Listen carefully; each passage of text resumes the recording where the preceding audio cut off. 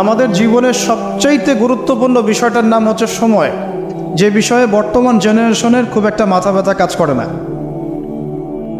কোনো ব্যক্তি যদি তার হায়াতে তার সময়ের মূল্য বুঝতে পারে প্রকৃত অর্থেই, সে কি কখনো ঘন্টার পর ঘন্টা রাস্তাঘাটে আড্ডা মারতে পারে, অনলাইনে সময় নষ্ট করতে পারে, চায়ের দোকানে আড্ডা পিটাতে পারে, বান্ধবীর পিছনে সময় ব্যয় করতে পারে, টিকটক নিয়ে ব্যস্ত থাকতে পারে? সময়ের মূল্য যে ব্যক্তি বোঝে সে কি কখনো এই কাজগুলো করতে পারে?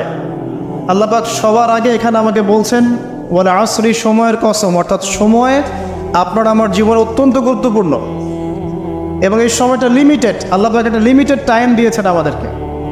এই টাইমটা বাড়বেও না কমবেও না, হয়তোবা বরকত হতে পারে বা বরকত কমে যেতে পারে। হায়াত যেটা আল্লাহ পাক দিয়েছেন এটা কিন্তু বাড়ে না কমে না, বরং এর মধ্যে হয় বরকত হয় অথবা বরকত কমে যায়। যখন মানুষ পাপে লিপ্ত থাকে, কন্টিনিউয়াসলি পাপ করতে থাকে, তার হায়াতের বরকত কমে যায়।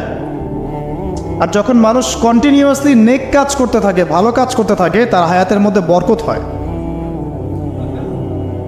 এবং বরকতময় সময়গুলো খুঁজে খুঁজে বের করে যদি কেউ আমল করতে পারে, যেমন শেষ রাত তাহাজ্জুদের সময় একটা বরকতময় সময়, ফজরের নামাজের পরের যে সুবহে সাদিকের যে সময়টুকু, ইশরাকের সময়, চাষতের সময়, এগুলো বরকতময় সময়।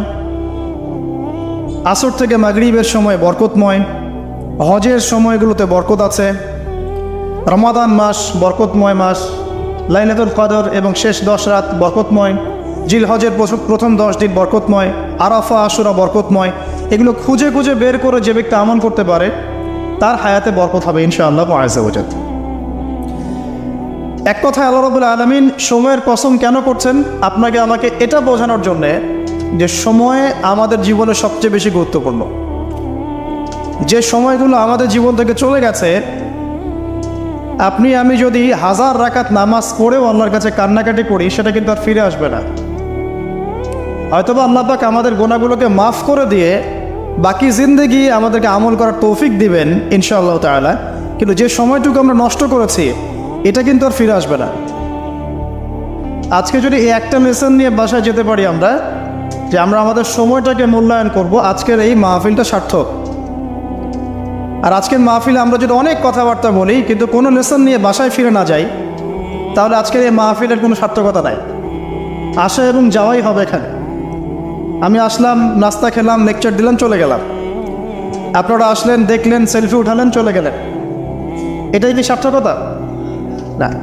1 নম্বর শিক্ষা নিতে হবে, সময়কে মূল্যায়ন করতে হবে। তো সময়কে মূল্যায়ন করার জন্য একটা বই সাজেস্ট করব, সেটা হলো প্রোডাক্টিভ মুসলিম। একটা বই আছে, বাজারে পাওয়া যায়, প্রোডাক্টিভ মুসলিম। এই বইটার মধ্যে আপনি দেখবেন 24 ঘন্টা কিভাবে আপনি রাসূল সাল্লাল্লাহু আলাইহি ওয়াসাল্লামের সুন্নাহ মতো কাটাবেন, এটা লেখা আছে। এছাড়া আর অনেক বই আছে, তবে এই বইগুলো ইয়াং জেনারেশনরা বেশি পছন্দ করে এখন। প্রোডাক্টিভ মুসলিম মানে কি? মানে হচ্ছে 24 ঘন্টাকে সে এমনভাবে ব্যালেন্স করবে যার মধ্যে তার পড়াশোনা, তার ইবাদত, তার তেলাওয়াত, তার জিকির আজগার, তার বাজারঘাট, তার ব্যবসা বাণিজ্য, তার পরিবার, সব কিছু ব্যালেন্স করা যায়। ইসলামে তো বৈরাগ্যবাদের সুযোগ নাই। সারাদিন খালি নামাজই পড়বো, এর নাম তো ইসলাম নয়। সারা বছর ধরে রোজা রাখবেন, এর নাম কিন্তু ইসলাম নয়। নবী সাল্লাল্লাহু আলাইহি ওয়াসাল্লাম নামাজও পড়তেন, রাতে ঘুমাতেনও। তিনি পরিবারও ভরণ পোষণ দিয়েছেন, স্ত্রী সন্তান ছিল, আবার তিনি যুদ্ধ জিহাদও করেছেন। আবার নবী সাল্লাল্লাহু আলাইহি ওয়াসাল্লাম রোজাও রেখেছেন, কখনো ছেড়েও দিয়েছেন। মানে ইসলামে এই বৈচিত্র্য আছে। ইসলাম এই বৈচিত্র্যময় একটা রিলিজন, এটাই ইসলামের সৌন্দর্য। আমরা অনেক সময় মনে করি যে ইসলামের সব কিছু একরকম হতে হবে, সবাইকেই বুকের উপর হাত বাঁধতে হবে, অথবা সবাইকে নাভির নিচে হাত বাঁধতে হবে, অথবা সবাইকে নাভির উপরে হাত বাঁধতে হবে, বা সবাই রফুল ইয়াদান করবে, আবার মনে করিস কেউই করবে না। আসলে এই কনসেপ্টগুলো ঠিক নয়। ইসলাম বৈচিত্র্যময়, এখানে ভেরিয়েশন আছে, এখানে বৈচিত্র্য আছে, এবং এই বৈচিত্র্যটাই ইসলামের সৌন্দর্য। এটা বুঝতে আমাদের অনেক সময় লেগে যাচ্ছে। আল্লাহ পাক বোঝার তৌফিক দান করুন। চিন্তার মধ্যে মত পার্থক্য থাকবে। একটা হাদিস, কোরআনের একটা সূরা, একজন স্কলার একভাবে ব্যাখ্যা করছেন, আরেকজন কিন্তু আরেকভাবে ব্যাখ্যা করছেন। এখন ব্যাখ্যার মধ্যে মত পার্থক্য দেখা যাচ্ছে, কিন্তু কখনো কখনো দেখা যায় দুটো ব্যাখ্যাই ঠিক আছে। আল্লাহ পাক কাউকে এমন একটা ইলম দিয়েছেন যা অন্য কাউকে দেন নাই, আরেকজনকে আল্লাহ পাক এমন একটা বুঝ দিয়েছেন যেটা আবার অন্য কাউকে দেন নাই। কিন্তু কোরআনের একটা আয়াতকে কেন্দ্র করেই কিন্তু ব্যাখ্যাগুলো এসেছে। তো এই যে বৈচিত্র্য, এটা ইসলামের সৌন্দর্য, এটা ইসলামের মানে ব্যর্থতা নয়, কিন্তু এটা ইসলামের সৌন্দর্য। শুধু খেয়াল রাখতে হবে ওই ব্যাখ্যা, ওই বুঝ আমরা গ্রহণ করব যেই বুঝ এবং ব্যাখ্যা নবী সাল্লাল্লাহু আলাইহি ওয়াসাল্লাম এবং সাহাবায়ে কেরাম রাদিয়াল্লাহু আনহুম তাদের থেকে স্বীকৃত, এতটুকুই। তো যে বিষয়ে আসছিলাম ভাই, সময়টাকে মূল্যায়ন করি। প্রফেটিক লাইফস্টাইল এটা বলা যতটা সহজ, করাটা খুব কঠিন। রাতের ঘুমানো থেকে শুরু করে আবার রাতের ঘুম পর্যন্ত এই যে 24 ঘন্টার দিন রাত, এটাকে এমনভাবে ঢেলে সাজাতে হবে যাতে এর মধ্যে আমার ইবাদত থাকে, নামাজ থাকে, জামাতে নামাজ থাকে, তিলাওয়াত থাকে, তালিম দেওয়া থাকে, দিন প্রচার থাকে, পরিবারকে সময় দেওয়া থাকে, বাজারঘাট করা থাকে, সন্তান প্রতিপালন থাকে, ব্যবসা বাণিজ্য থাকে, সব কিছুকে ব্যালেন্স করতে হবে। যদি এটা করতে পারি তাহলে ইনশাআল্লাহ আগামী দিনে আশা করা যায় আমাদের তরুণ প্রজন্মের হাতে ইসলামের পতাকা উঠবে ইনশাআল্লাহ। আর এখন যে লাইফস্টাইল আমরা পালন করছি আর কি, বাস্তবতায় আসেন সেটা হচ্ছে এমন, ঘুমাচ্ছি রাত 2-3টায়, কারণ গার্লফ্রেন্ড তো ফোন দেয় রাত 12টার পরে, আর গার্লফ্রেন্ড ফোন দিলে তো 3-4 ঘন্টা কথা না বলে থাকা যায় না, তাই না ভাই? তার মানে ঠিক বলছেন, তার মানে এর সাথে অভ্যস্ত আছেন আপনারা। তো ঘুমাতে ঘুমাতে 3টা-4টা উঠছেন মাশাআল্লাহ জোহরের আগে, তো ফজরটা পড়ছেন জোহরে গিয়ে, তারপরে যে আসর মাগরিব ঢিলে ঢালাভাবে যাচ্ছে, সারাদিন গায়ে কোনো এনার্জি নাই, যেহেতু ঘুম ক্লিয়ার হচ্ছে না, শরীরে শক্তি নাই। এরপরে আবার ফেসবুকিং আছে, ইউটিউবিং আছে, বন্ধুদের সাথে আড্ডা আছে, একটু সময় পাইলে স্কুল কলেজে অথবা কফি শপে অথবা চায়ের দোকানে আড্ডা মারা, আবার রাত্রেবেলা ওই যে এলাকা ভিত্তিক কিছু জায়গা থাকে আড্ডা মারার, আপনার নদীর ধারে বা রাস্তার ধারে বা ব্রিজের উপরে দেখবেন গোল হয়ে যুব সমাজ বসে বসে লুডো খেলছে।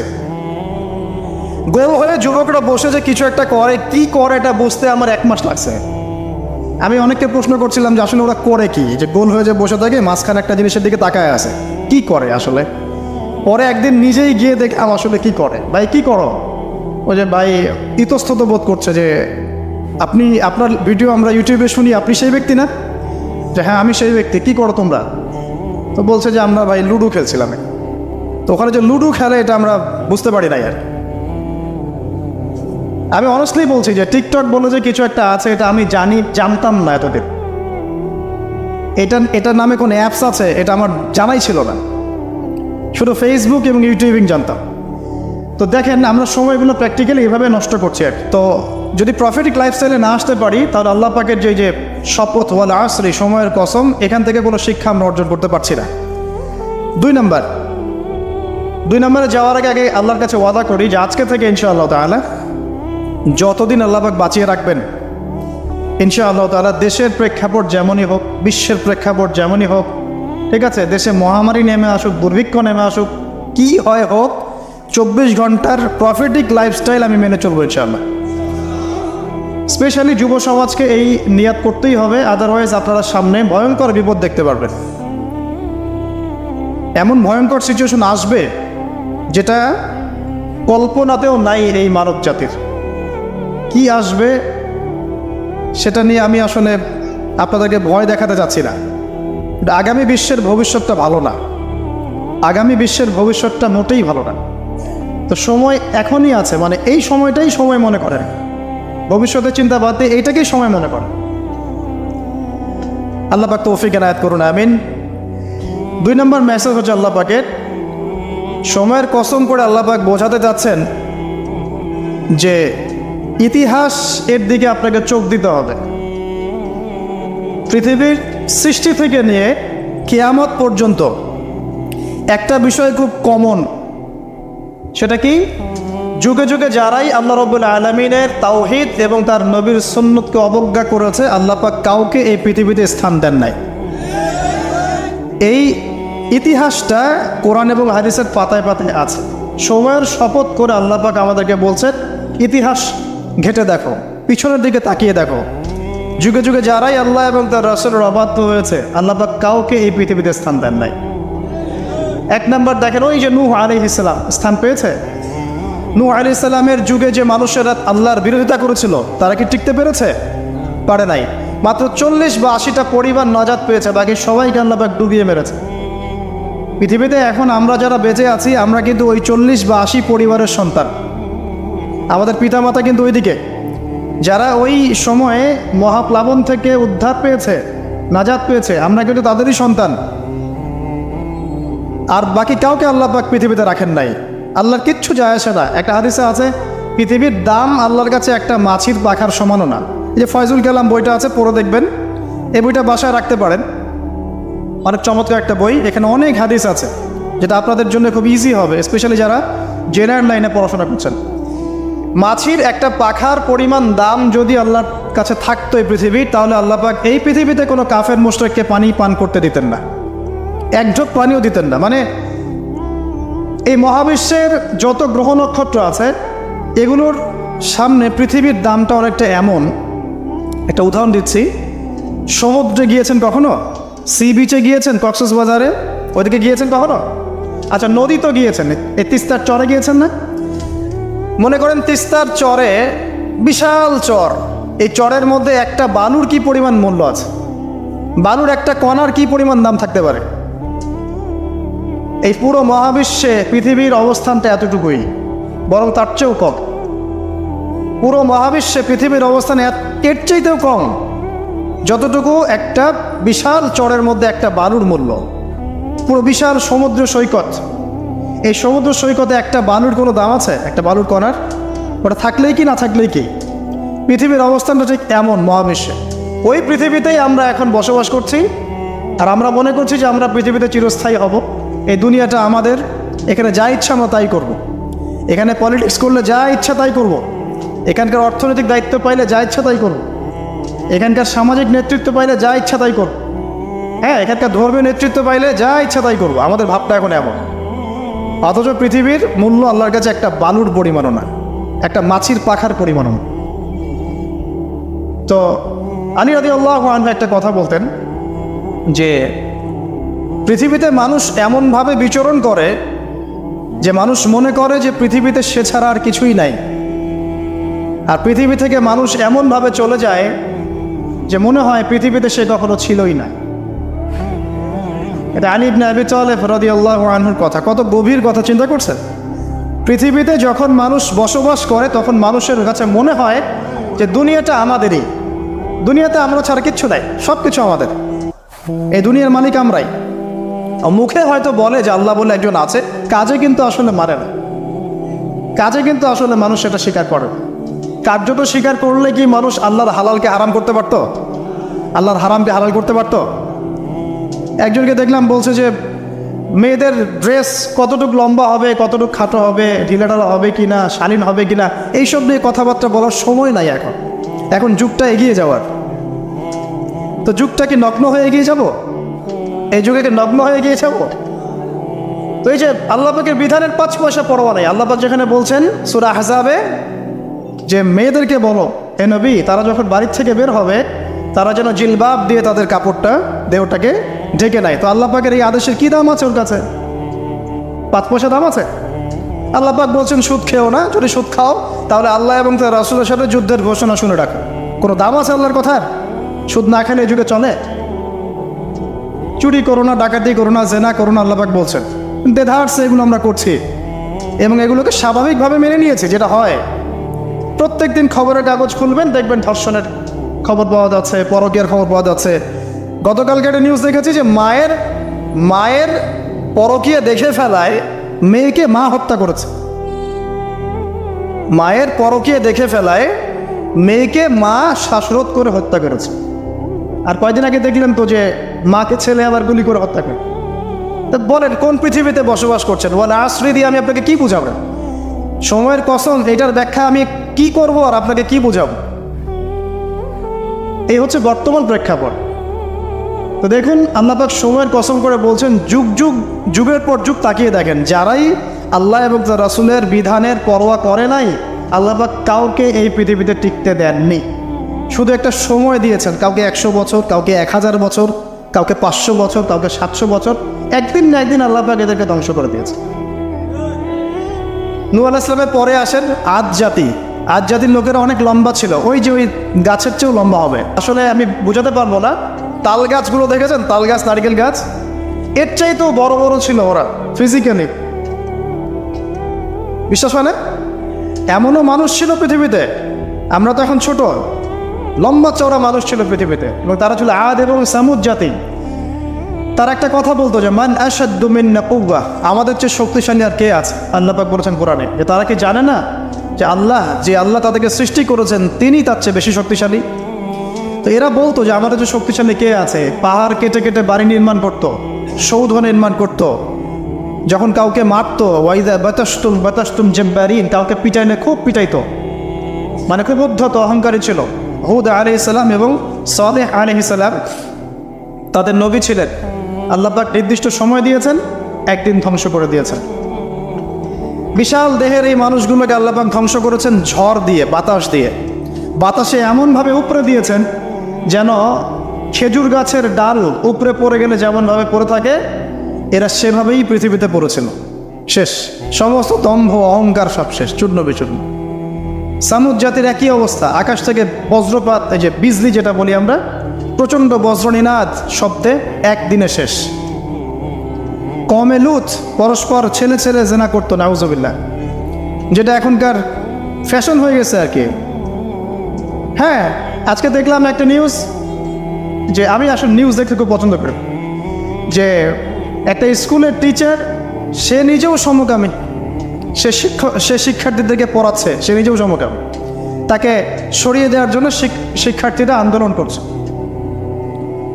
এখন এদের সংগঠনও আছে, এদের পতাকা আছে, এদের ম্যাগাজিন আছে, এরা মানবতার কথা বলে, এরা বলে যে বাক স্বাধীনতার কথা বলে।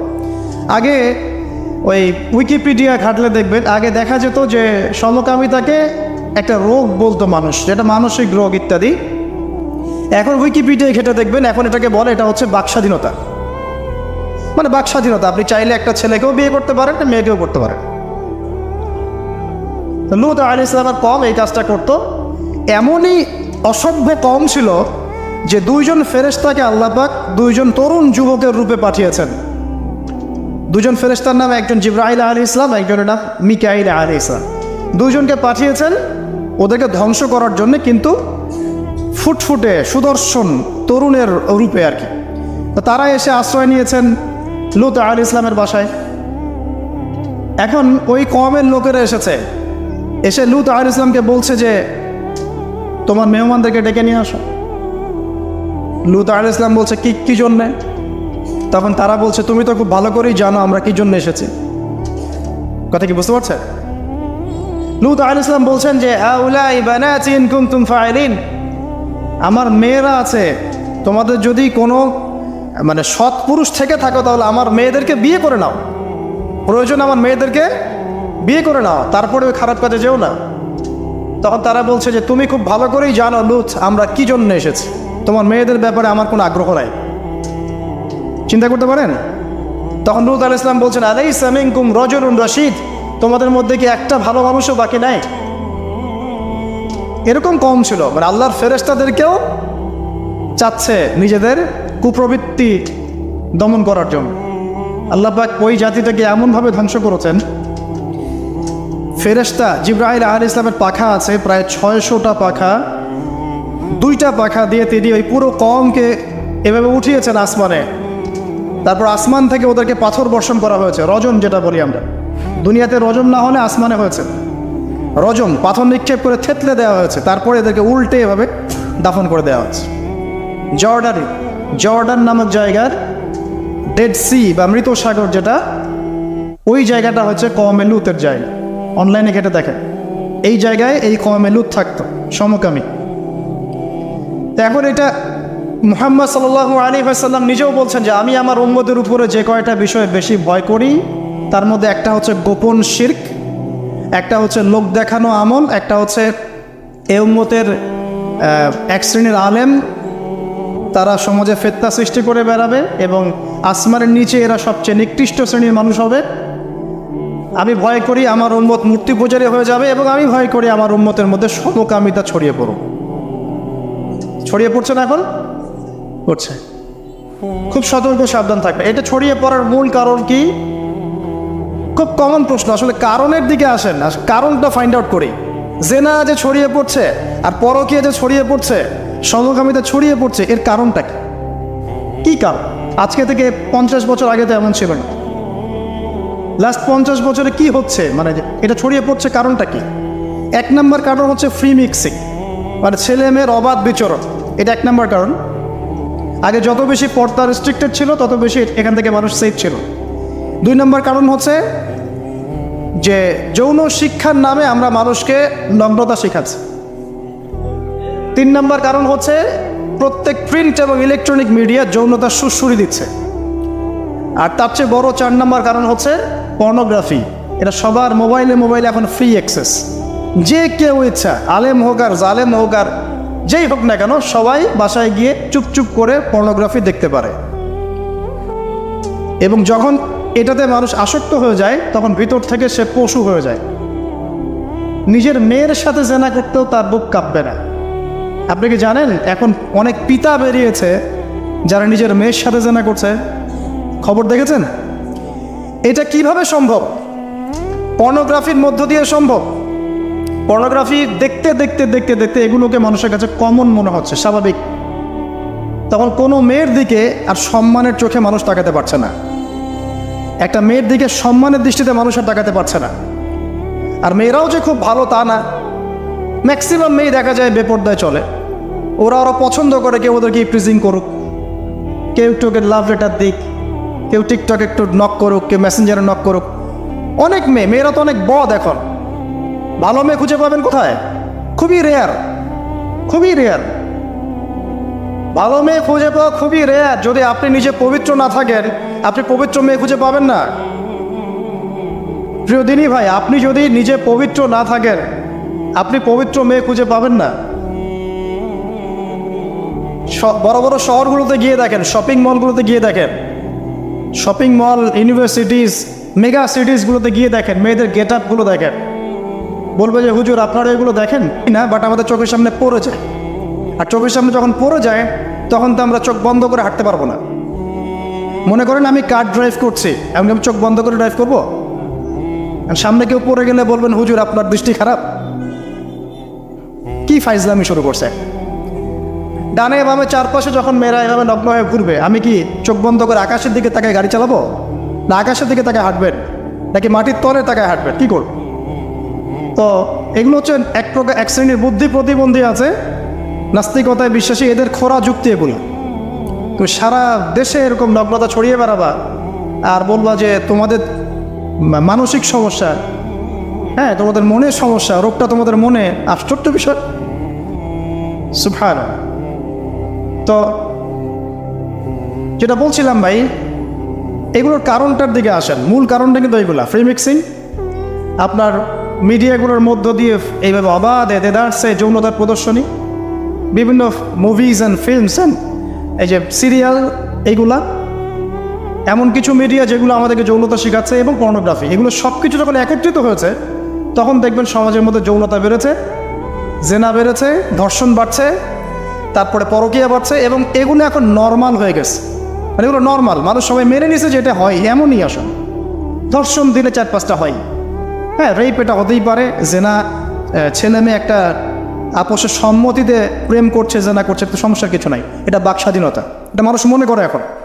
হ্যাঁ, দুজন যদি পরস্পর সম্মতিতে জেনা করে, এটাকে পাপ মনে করা হচ্ছে না এখন আর। আপনার কথা কি মাথার মধ্যে আছে? সত্যি, এখন যদি দুজন একজন মেয়ে যদি সম্মতিতে জেনা করে, এটাকে পাপ মনে করা হচ্ছে না। জোর করে করলে তখন পাপ মনে করা হচ্ছে।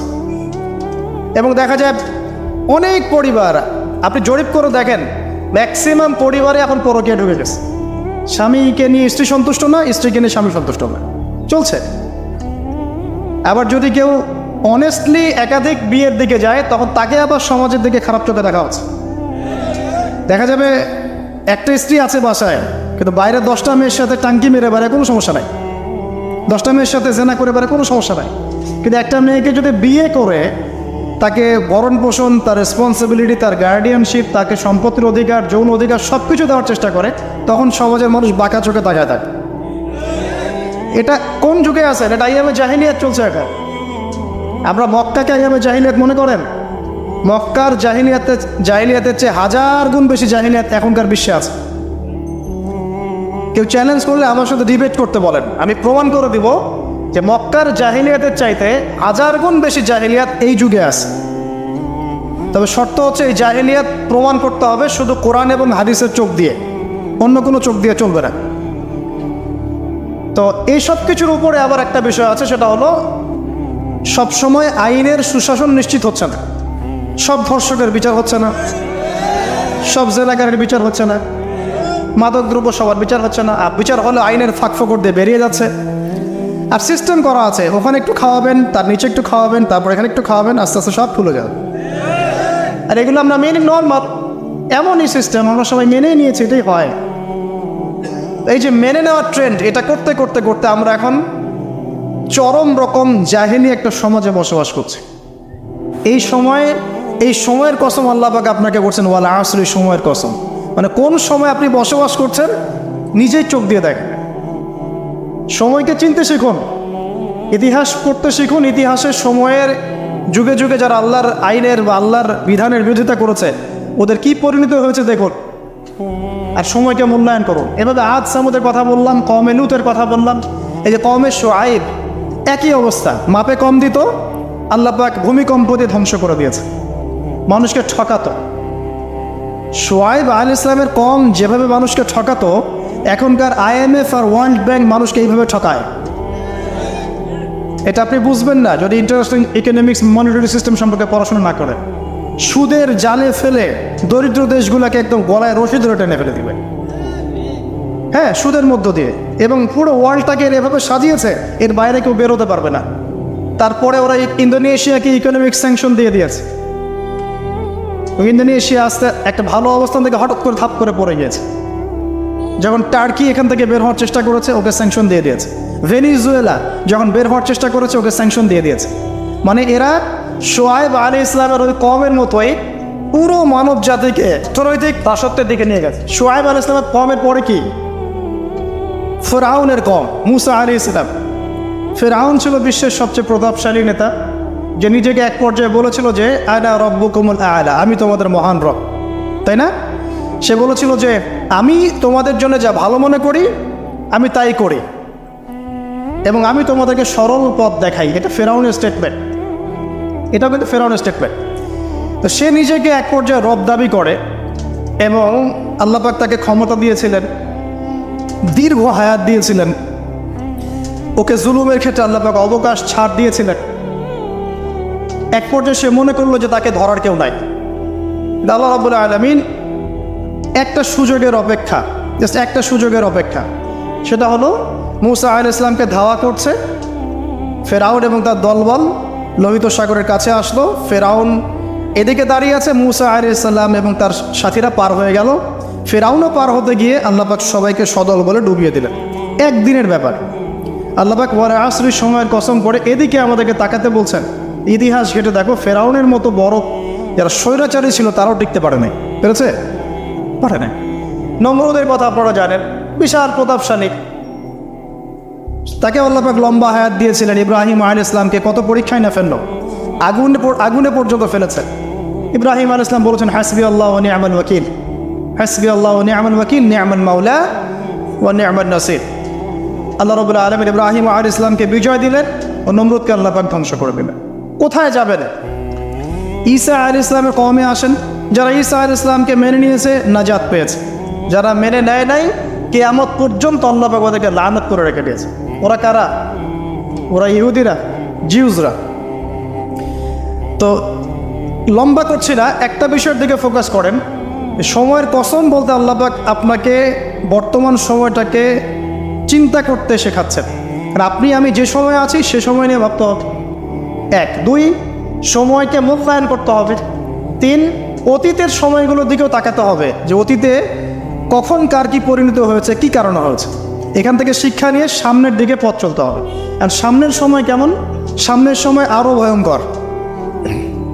যত দিন যাবে কিয়ামতের যে আলামতগুলো বাকি আছে সেগুলো আস্তে আস্তে চোখের সামনে দেখা যাবে। 10টা বড় বড় আলামত এখনো দেখা যাচ্ছে না, বাকি ছোট ছোট যত আলামত আছে তার 100টার মধ্যে 99টাই দেখা যাচ্ছে। সামনের সময় কেমন?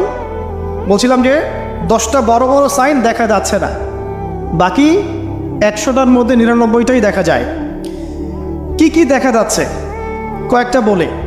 উঁচু উঁচু বিল্ডিং দেখা যায়, উঁচু উঁচু বিল্ডিংয়ের প্রতিযোগিতা দেখা যায়।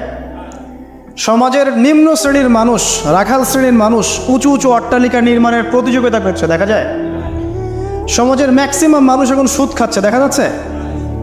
ছেলেরা মেয়েদের পোশাক পরছে, মেয়েরা ছেলেদের পোশাক পরছে দেখা যায়। আচ্ছা, সমাজে মেয়েদের সংখ্যা বাড়ছে, ছেলেদের সংখ্যা কমছে দেখা যাচ্ছে।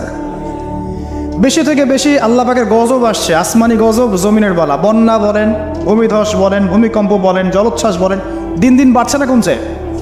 বাড়ছে। মুসলিমদের উপর অমুসলিমদের অত্যাচার বাড়ছে না কমছে? মুসলিম উম্মার বিভক্তি বাড়ছে না কমছে? বাড়ছে। মানুষ আলেম, বড় বড় ওলামায়ে কেরাম যারা আছে তাদের ইন্তেকাল বেশি হচ্ছে না কম হচ্ছে? ওলামায়ে কেরাম যারা বড় বড় আলেম ওলামা তারা আস্তে আস্তে চলে যাচ্ছেন না? মানুষ অনেক জাহেলকে আলেম মনে করছে না? হ্যাঁ, এমনও কিছু মানুষ মুসলিম সমাজে দিন প্রচার করছে যাদের ফ্রেঞ্চ কাট দাড়ি। আস্তে আস্তে আস্তে আস্তে দেখেন নাই, এমন অনেক মানুষ দিন প্রচার করছে ইসলামে, দাড়ি ফ্রেঞ্চ কাট, মাশাআল্লাহ। এবং সে বলছে যে মানে এটা যে সুন্নাহ, এটা কোরআনে কোথায় আছে? সম্মাদারির কথা কোরআনে কোথায় আছে? দাড়ি টুপি পাগড়ির মধ্যে ইসলামকে সীমাবদ্ধ করে ফেলেছেন, এই জন্যে প্রতিবাদ স্বরূপ সে নিজে আর লম্বা দাড়ি রাখবে না। কি বুঝলেন? আপনারা দাড়ি টুপি এবং পাগড়ি জুব্বার মধ্যে ইসলামকে সীমাবদ্ধ করে ফেলেছেন, এই কারণে সে নিজে আর দাড়ি রাখবে না, ইসলাম প্রচার করে বেড়াচ্ছে। মানুষ ওদের পিছনে ছুটছেও। দেখলাম নারী একজন মহিলা ওয়াজ মাহফিলের স্টেজে উঠে বক্তব্য দিচ্ছে। হ্যাঁ, আশপাশে কিছু মানুষ আছে যাদের আবার দাড়ি টুপিও আছে, তারা বসে বসে আবার শুনছেও লেকচার। হ্যাঁ, তো এই যে সাইন যে আলেমদের মৃত্যু হবে, জাহেলদেরকে মানুষ আলেম মনে করবে, মেয়েদের সংখ্যা বাড়বে, ছেলেদের সংখ্যা কমবে, ছেলেরা মেয়েদের পোশাক পরবে, মেয়েরা ছেলেদের পোশাক পরবে, এগুলো দেখতে পাচ্ছেন না? দেখতে পাচ্ছেন। সময় সংক্ষিপ্ত হয়ে আসছে না? নবীজি বলেছেন একটা বছর চলে যাবে একটা কিসের মতো? মাসের মতো। মাস যাবে সপ্তাহের মতো, সপ্তাহ যাবে একটা দিনের মতো। সময়ের বরকত কমছে না? কমছে। হঠাৎ মৃত্যু বাড়ছে না মানুষের? হঠাৎ মৃত্যু যাচ্ছে, অ্যাক্সিডেন্ট, মরে যান হঠাৎ। দেখবেন ছোট ছোট বাচ্চা যারা আছে, এই বাচ্চাদের সাথে যৌন সম্পর্ক বাড়ছে না? বাচ্চা থেকে ধর্ষণ বাড়ছে না? সমাজে এমনি নর্মালি জেনার ধর্ষণ বাড়ছে না? পরিবারের ভাঙনগুলো হচ্ছে না বেশি? ভাঙন বাড়ছে না? পরকীয়া বাড়ছে না? এই যে ভাইয়ে ভাইয়ে দ্বন্দ্ব, সম্পত্তির জন্য বাবার সাথে ছেলের দ্বন্দ্ব, মায়ের সাথে ছেলের দ্বন্দ্ব, প্রতিবেশী খোনাখুনি, এগুলো বাড়ছে না কমছে? সব কিয়ামতের সাইন। আমানতদারিতা উঠে যাচ্ছে না? যে ব্যক্তি মিথ্যাবাদী তাকে সমাজে সত্যবাদী বলা হচ্ছে না? আর যে সত্যবাদী ওকে সমাজে মিথ্যাবাদী বলা হচ্ছে না? কোথায় আছেন? আপনি নিজেই পড়াশোনা করেন, দেখেন আলামত স্যার কতগুলো আলামত চান, সবগুলো আপনি চোখের সামনে দেখতে পারবেন। আজকে এটা টপিক না হলে এটা নিয়ে আমি 2 ঘন্টা কথা বলতে পারবেন ইনশাআল্লাহ। কিন্তু 10টা বড় বড় সাইন এখনো আসে নাই। কিরকম? 1, মাসিহুদ দাজ্জাল এসেছে? আসে নাই মানে সে এখন আত্মপ্রকাশ করেনি মানুষের রূপে, কিন্তু তার জন্ম হয়েছে, সে আছে, যেখানে থাকেন সেখানেই আছে। তার যেটা মিশন, সেই মিশন চলছে বিশ্বজুড়ে, এবং তার মিশনগুলো বাস্তবায়ন করছে এখন ইহুদিরা। কারণ ইহুদিদেরকে নিয়েই সে বিশ্ব শাসন করবে। যাদেরকে নিয়ে সে বিশ্ব শাসন করবে তারা দাজ্জালের মিশন ঠিকই বাস্তবায়ন করছে। আর আমরা কি করছি? হালুয়া রুটি আর সেমাই খাচ্ছি, আর বাসায় গিয়ে ঘুমিয়ে যাচ্ছি, তাই না ভাই? একদিন হালুয়া রুটি বলেছিলাম তো কিছু মানুষ আমাকে খুব ধোয়া ধুয়েছে অনলাইনে, এই জন্য এখন আমি হালুয়া রুটি বলতে চাই না, এখন বলি আমরা বিরিয়ানি খাচ্ছি আর ঘুমাচ্ছি। দেখেন দাজ্জাল কিন্তু পৃথিবীতে আছে। কোথায় আছে? তার মানে সে কোন গোত্রের হবে ইত্যাদি ইত্যাদি, তার দেহের গঠন কেমন হবে, চুল কেমন হবে, চোখ কেমন হবে, সব কিছু হাদিসে বলা আছে। মাসিহুদ দাজ্জাল নিয়ে আমি আলাদা একটা খুতবা বা লেকচার ইনশাআল্লাহ দিব। কিছু মানুষ আছে দেখলাম দাজ্জাল কোথা থেকে বের হবে এই নিয়ে খুব আলোচনা, আমি বলেছি অনেক দিন আগের একটা লেকচারে যে দাজ্জাল জেরুজালেম থেকে বিশ্ব শাসন করবে। 5 বছর আগেও এই কথা বলেছি, ইনশাল্লাহ জীবনের শেষ পর্যন্ত এই কথা বলবো। দাজ্জাল জেরুজালেম থেকে সারা বিশ্ব শাসন করবে। এখন সে খুব লেখা লিখছে না, এখানে খোরাসানের কথা এসেছে, এখানে ইস্পাহানের কথা এসেছে, ইত্যাদি ইত্যাদি।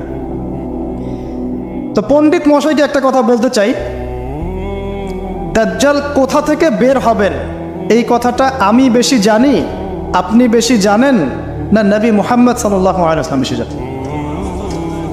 বলেন কে বেশি জানে? আচ্ছা, দাজ্জাল মক্কা মদিনায় ঢুকতে পারবে?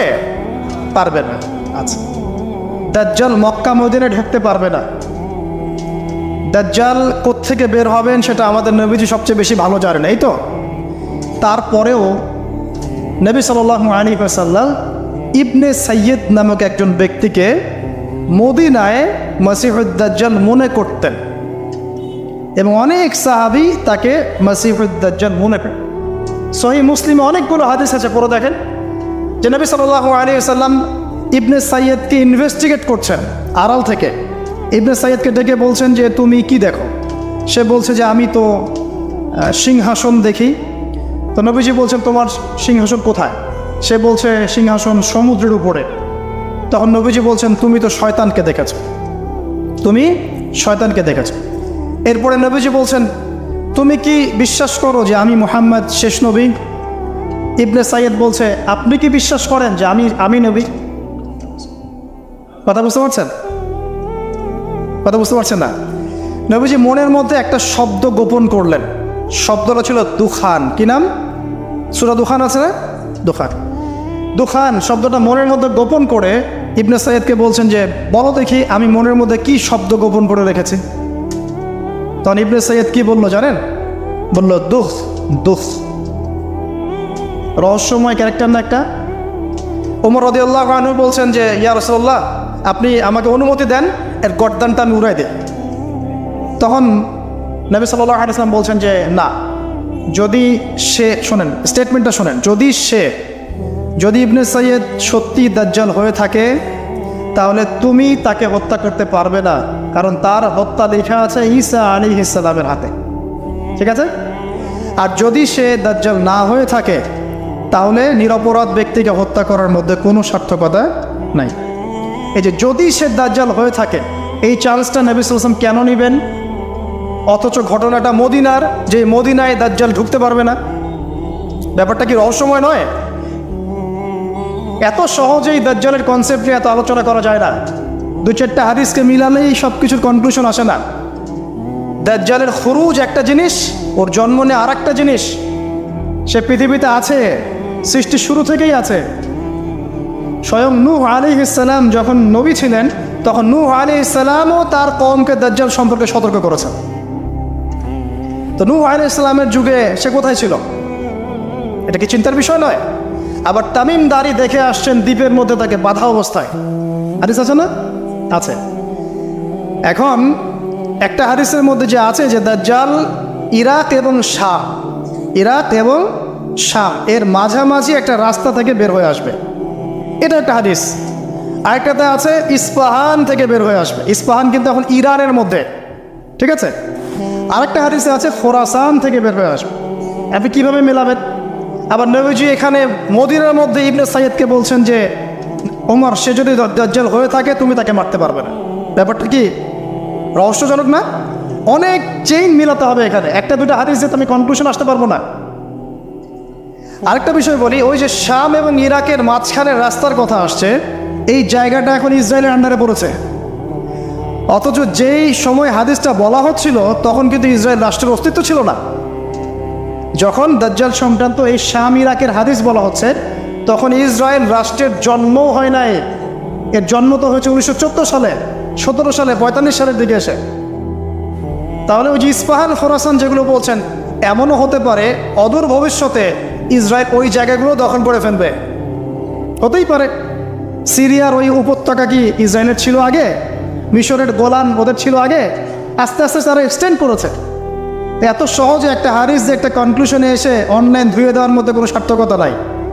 তো মুফতি সাহেব বা ওনাকে জিজ্ঞাসা করেন দাজ্জালের পণ্ডিতকে তাহলে খোরাসান থেকে যদি দাজ্জাল বের হবে আর ইস্পাহান থেকে বের হবে, তাহলে মদিনায় নবী সাল্লাল্লাহু আলাইহি ওয়াসাল্লাম ইবনে সাইয়্যিদকে কেন দাজ্জাল মনে করছে? এই প্রশ্নের উত্তর আগে শুনে আসতে পারে। এর কি উত্তর দেয়? এটা নিয়ে আরও ডিটেলস কথা আছে। আমি বললাম যে একটা দুইটা হাদিস দিয়ে এগুলো আমি বোঝাতে পারবো না, আমার মিনিমাম 1 ঘন্টা সময় লাগে। আল্লাহ পাক এই বিষয়গুলো নিয়ে আমাদেরকে গভীর গবেষণার তৌফিক দান করুন। এতটুকু জেনে রাখেন, সে এই বিশ্ব শাসন করবেই এবং 40 দিন সে বিশ্বটাকে ম্যাসাকার করবে। তার এক হাতে জান্নাত, এক হাতে জাহান্নাম, মানে এটা সত্যিকারের জান্নাত জাহান্নাম নয়, এর রূপক অর্থে, মানে যে তার আনুগত্য করবে সে তাকে প্রোগ্রেস দিবে, যে তার আনুগত্য করবে না ধ্বংস। সে যে বায়ুমণ্ডল, যে আকাশ নিয়ন্ত্রণ করবে, দুর্ভিক্ষ দিবে, সে যে মানুষকে সচ্ছলতা দিবে, এগুলো কিভাবে? এগুলো তার আনুগত্য এবং তার মানে বিরোধিতার মধ্য দিয়ে মানে পরিস্ফুটিত হবে আর কি। দাজ্জাল এমন একটা গাধার পিঠে সফর করবে যেটার কান হবে অনেক লম্বা। এই গাধা মানে কি সত্যিকারের গাধা? তাহলে গাধা কি আকাশে উড়বে? আর কিছু প্রোটেস্ট্যান্ট মার্কা মুসলিম আছে, এরা মনে করে না গাধা মানে সত্যিই গাধা। এমন গাধা আসবে যে গাধা চড়ে আকাশে সফর করা যায়। আসলে কি এখানে গাধা কি গাধাই বোঝানো হয়েছে? দাজ্জালের হাতে রুটির পাহাড় থাকবে। কিছু মানুষ মনে করে রুটির পাহাড় মানে আসলে রুটির পাহাড়। আসলে কি রুটির পাহাড় মানে খাবারের নিয়ন্ত্রণ? এগুলো বোঝার জন্য কি আপনার পিএইচডি করার দরকার আছে? তো অনেক ডেপথ এই সাবজেক্টটা, এটাকে আপনাকে খুব গভীরভাবে পড়তে হবে। চলুন, এই সাইনটা এখন দেখা যাচ্ছে না, সে এখনও আত্মপ্রকাশ করে নাই, অচিরেই করবে। তবে এতটুকু জেনে রাখেন, সে আত্মপ্রকাশ করলে জিউসদেরকে নিয়ে সারা বিশ্ব সে শাসন ঠিকই করবে। তবে আল্লাহ পাক তাকে এবং পুরো জিউসদেরকে ওই জেরুজালেমে ধ্বংস করবেন কিভাবে? ঠিক যেভাবে আল্লাহ পাক ফেরাউন এবং তার দলবলকে ধ্বংস করেছেন লোহিত সাগরে। একই সুন্নাহ, সেম সুন্নাহ আল্লাহ পাক অ্যাপ্লাই করবেন। আল্লাহ পাক সবর করেছেন, ধৈর্য ধরেছেন, সবগুলাকে এক জায়গায় এনেছেন লোহিত সাগরে, তারপর একদিনের মধ্যে ফেরাউন আর তার দলবলকে ডুবিয়ে দেন। একই সুন্নাহ আল্লাহ পাক সবাইকে জেরুজালেমে একত্রিত করছেন, এক জায়গায় একত্রিত করছেন। ঈসা ইবনে মারিয়ামের হাতে, ইমামুল মাহদির হাতে এই সমস্ত জালেমদের পতন এক মুহূর্তে হয়ে যাবে সব। এটা হবে সামনে, এটা দেখা যাচ্ছে না। আর কি ইয়াজুজ আর মাহাজুজ দেখতে পাচ্ছেন না, 3টা বড় বড় ভূমিকম্প দেখতে পাচ্ছেন না। আর কি পাচ্ছেন না? ইয়েমেনের আগুন দেখতে পাচ্ছেন না, দাব্বাতুল আর্থ দেখতে পাচ্ছেন না, ঈসা আলাইহিস সালামের আগমন দেখতে পাচ্ছেন না। মানে এই যে বড় বড় সাইনগুলো, এগুলো আপনি দেখতে পাচ্ছেন, বাকি সব ছোট ছোট আলামতগুলো দেখতে পাচ্ছেন না? দেখতে পাচ্ছেন। এটা আপনার সময় সামনে অপেক্ষা করছে। আল্লাহ রাব্বুল আলামিন এখন কি বলছেন? যে এই সময়ের কসম করে আল্লাহ পাক বলছেন, সবাই আমরা ক্ষতির মধ্যে আছি। আমরা যে ক্ষতির মধ্যে আছি এটাকে বোঝার আর বাকি আছে? পারিবারিকভাবে, ধর্মীয়ভাবে, ইকোনমিক্যালি, আপনার পলিটিক্যালি আমরা যে ক্ষতির মধ্যে আছি বোঝার কি বাকি আছে? পুরো বিশ্বটাই ক্ষতির সম্মুখীন। কিন্তু আল্লাহ পাক একটা শর্ত দিচ্ছেন বা একটা উপায় বলে দিচ্ছেন যে এই 4টা কাজ যদি তোমরা ঠিকঠাক মতো করতে পারো, ইনশাআল্লাহ তোমরা ক্ষতি থেকে বেঁচে থাকবে ইনশাআল্লাহ। আমরা দোয়া করি আল্লাহ পাক আমাদের সবাইকে এই 4টা কাজ সঠিকভাবে করার তৌফিক ইনায়েত করুন, আমিন। কোন 4টা কাজ? 1 নাম্বার, ঈমান। ইন্নাল্লাযীনা আমানু। ঈমান কাকে বলে এটা জানি তো আমরা, নাকি? কয়টা পিলার ঈমানের? ইসলামের 5টা, ঈমানের 6টা। ঈমানের 6টা পিলার কি কি বলেন? 1 নাম্বার কি? আল্লাহর প্রতি বিশ্বাস। তারপরে ফেরেশতাগণের প্রতি বিশ্বাস। 3 নাম্বার আসমানি কিতাবসমূহের প্রতি বিশ্বাস। তারপরে রাসূলগণের প্রতি বিশ্বাস, পরকালের জীবনের প্রতি বিশ্বাস, আর ভাগ্যের ভালো মন্দের প্রতি বিশ্বাস। এই 6টা হচ্ছে ঈমানের পিলার। এই 6টাকে মনে বিশ্বাস করতে হবে, মুখে স্বীকার করতে হবে এবং কাজেও বাস্তবায়ন করতে হবে। আল্লাহ পাক তৌফিক দান করুন, আমিন। এটা হলো ঈমান। যারা ঈমানদার হবে তারা ইনশাআল্লাহ ক্ষতি থেকে বেঁচে থাকবে। 2, ওয়া আমিলুস সলিহাত, যারা সৎ আমল করবে, নেক আমল করবে। সৎ আমল, নেক আমল কি জিনিস? এক কথায় উত্তর হচ্ছে নবী সাল্লাল্লাহু আলাইহি ওয়াসাল্লামের সুন্নাহই হচ্ছে নেক আমল। সিম্পল। তিনি যেভাবে নামাজ পড়েছেন সেভাবে পড়বেন, যেভাবে জাকাত দিয়েছেন সেভাবে জাকাত দিবেন, যেভাবে হজ করেছেন, উমরা করেছেন, সাদাকা করেছেন, তেলাওয়াত করেছেন, জিকির করেছেন, ঠিক সেভাবে করবেন। নবী সাল্লাল্লাহু আলাইহি ওয়াসাল্লাম যেভাবে পরিবার চালিয়েছেন, ব্যবসা করেছেন, চাকরি করেছেন, চাকরি তিনি করেন নাই, মানে মুআমালাত ডিল করেছেন, সেভাবে করবেন। মানে জীবনের প্রতিটা কাজ নবী সাল্লাল্লাহু আলাইহি ওয়াসাল্লামের সুন্নাহ মতো করাই হচ্ছে আমলে সালেহ। তো আমরা বেশি বেশি আমল সালেহ করার চেষ্টা করবো। আল্লাহ পাক তৌফিক ইনায়াত করুন। এরপরে হচ্ছে ওয়াতাওয়াসাউ বিল হক, পরস্পরকে হকের দাওয়াত দেয়া। তো হকের দাওয়াতটা কী জিনিস, হকটা কি এটাকে শিখতে হবে। হক মানে এক কথায় কোরআন এবং সুন্নাহ। কোরআন এবং সুন্নাহর বাইরে হকের কোনো মানদণ্ড আছে? সত্য মিথ্যার কোনো মানদণ্ড আছে? কোনো কিছু যদি কোরআন সুন্নাহর সাথে মিলে যায় সেটাকে গ্রহণ করতে কোনো আপত্তি আছে? না। কিন্তু কোনো কিছু যদি কোরআন সুন্নাহর সাথে না মিলে বিপরীত হয় তাহলে কি সেটা মানবেন? মানবেন না। এই হলো হকের মানদণ্ড। ওয়াকুলিল হাক্কু মির রাব্বিকুম, হক তোমার রবের পক্ষ থেকে আসে। কোরআন এবং সুন্নাহর সাথে যা মিলে যাবে সেটা মেনে নিতে আমাদের কোনো আপত্তি নাই, কারণ কোরআন এবং সুন্নাহই হচ্ছে হকের একমাত্র মানদণ্ড। সত্য মিথ্যা, ন্যায় অন্যায়, হক বাতিলের চূড়ান্ত মানদণ্ড কি? কোরআন এবং সুন্নাহ। এটাই হলো হক। এর দাওয়াত যারা প্রদান করে, এই দাওয়াতটা আপনি একটা ফাউন্ডেশনের থ্রু দিয়েও করতে পারেন, একটা রাষ্ট্রের মাধ্যমে করতে পারেন, একটা শিক্ষা প্রতিষ্ঠানের মাধ্যমে করতে পারেন, একটা সামাজিক সংগঠনের মাধ্যমে করতে পারেন। যেভাবেই হোক আপনি হকের দাওয়াতটা মানুষের কাছে প্রচার করবেন। এটা হচ্ছে ওয়াতাওয়াসাউ বিল হক, পরস্পরকে সত্যের উপদেশ দেয়া। আরেকটা কি? ওয়াতাওয়াসাউ বিস সবর, পরস্পরকে ধৈর্যের উপদেশ দেয়া। মানে হকের সাথে ধৈর্যের সম্পর্ক, দাওয়াতের সাথে ধৈর্যের সম্পর্ক। কারণ ইসলামের বিজয় রাতারাতি হয় না, সবর করতে হয়। একদিনেই ইসলামের বিজয় হয় না, এক রাতে হয় না। সবর করতে হয়, লেগে থাকতে হয়, কন্টিনিউয়াসলি কাজ করতে হয়। আস্তে আস্তে সুপরিকল্পিতভাবে একটা নির্দিষ্ট লক্ষ্যকে সামনে রেখে আগালে পরে ইনশাআল্লাহ আজ্জা ওয়া জাল দেখবেন ইসলামের বিজয় একদিন না একদিন হবেই ইনশাআল্লাহ। আর এটা যে হবেই এই বিষয়ে কোনো সন্দেহ নাই। আজ হোক আর কাল হোক ইসলাম এই পৃথিবীতে চিরস্থায়ী হবে। সর্বশেষ যে বিষয়টা কিয়ামতের আগে ঘটবে সেটা হলো ঈসা ইবনে মারিয়ামের হাতে পুরো বিশ্বব্যাপী দ্বীনের খেলাফা। এটা ঈসা আলাইহিস সালামের হাতে আল্লাহ পাক করাবেন ইনশাআল্লাহ তাআলা। এবং বিশ্বের বিভিন্ন জায়গায় মুসলিমদের মধ্যে এই যে হকের যে ব্যাপারটা বললাম কোরআন এবং সুন্নাহ, এর এস্টাবলিশমেন্ট হবে ইনশাআল্লাহ আজ্জা ওয়া জাল। এটা চিরায়ত হয়ে গেছে, লিখিত হয়ে গেছে। কোথায়, কবে, কার মাধ্যমে, কিভাবে হবে এটা আল্লাহ পাক জানেন, আমরা কেউ জানি না। কিন্তু এতটুকু জানি যে ইসলাম ছিল, ইসলাম আছে, ইসলাম থাকবে, এবং ইসলাম সর্বশেষ রিলিজন যেটা সারা বিশ্বকে ডিল করবে, সারা বিশ্বের বিষয়গুলোকে নিয়ন্ত্রণ করবে ইনশাআল্লাহ আজ্জা ওয়া জাল। মাঝখানের এই সময়টুকুতে আমাদের কি করণীয়?